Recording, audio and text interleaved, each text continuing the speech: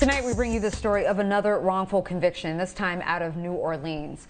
Kaleigh Smith was released from prison this week after spending 13 and a half years behind bars for a 2007 murder he didn't commit. At his trial, prosecutors withheld critical evidence from the defense and relied on identification testimony from a woman who later recanted.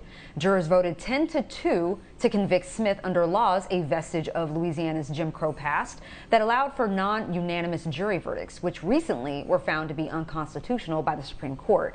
In May, a judge ordered that Smith be granted a new trial and released from prison on bond due to prosecutorial misconduct. It was only this week, however, that Smith was in fact released from prison, and New Orleans DA Jason Williams decided not to retry the case, declaring Smith exonerated.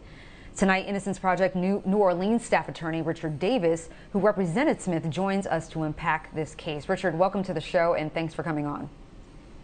Thank you very much for having us. And Mr. Smith, while he wasn't quite ready to do live television himself, he wanted me to pass on his thanks for telling his story. Of course, totally understand, of course. Okay, so first, Richard, I've got to ask, how is Kaleigh doing?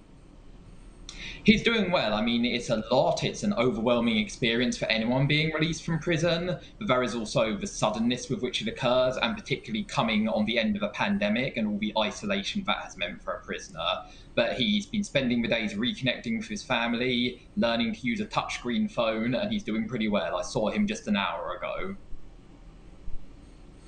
How sweet. So reconnecting with family after 13 years, and you picking him up from Angola earlier this week. Can you talk to us about that moment? Yes. I mean, picking someone up from the gates of Angola, it's always complicated because it is both joyful for the person being released, and that can never be understated, but one person getting out of prison doesn't fix a broken system, and it doesn't undo the harm that has been done to the person. I know, I bet. Now, for those of our viewers who are not aware, Angola, which is one of the country's most notorious prisons, is a former slave plantation.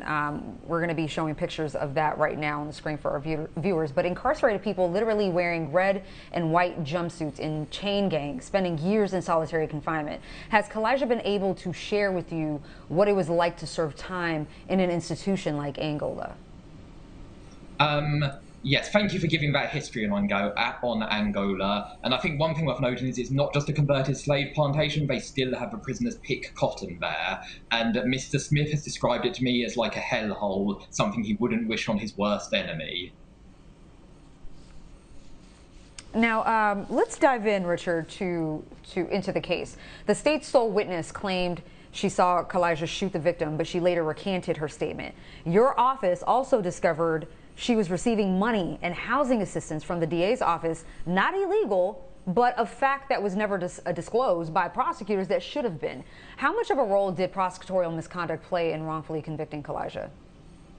This case is all about prosecutorial misconduct. Mr. Smith would not have been convicted if it was not for prosecutorial misconduct. It's extraordinarily well documented in this case, and it's not just that there was misconduct in some kind of abstract sense, it's that the trial prosecutor, a man named Miles Renier, had knowledge of information he had to turn over to the defense, and he chose not to do it. Now, again, DNA is key in proving the innocence of yet another person. Explain how you were able to use DNA evidence to prove they had the wrong guy. So the DNA testing showed that in addition to all the evidence that the prosecution had illegally hidden, the DNA testing, what had occurred is during the original crime, the man who committed the crime had grabbed the t-shirt of the victim. That was a fact that was always consistently described. And then DNA testing of the t-shirt shows that there was a second man DNA, a man who was not the victim's DNA on the t-shirt, and that was compared to Mr. Smith and conclusively determined that he was not the source of the DNA on the t-shirt. Now, Kaleigh's exoneration marks the 37th person the New Orleans Innocence Project has freed or exonerated.